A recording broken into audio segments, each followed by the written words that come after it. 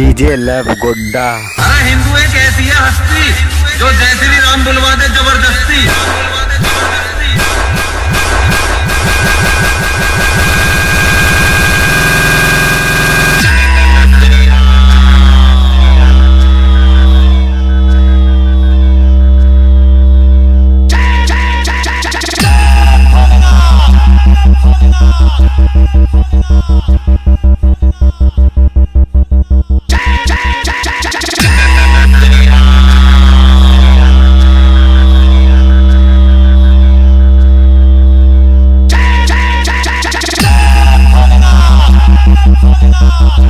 DJ love Godda.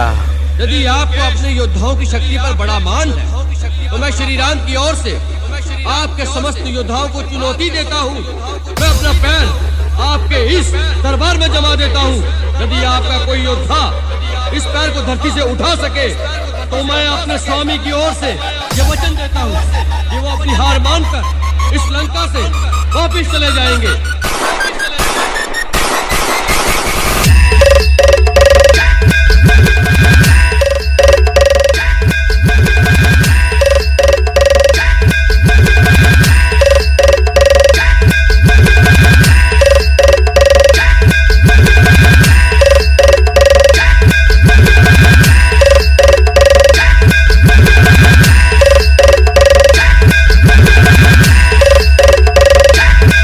DJ love Godda.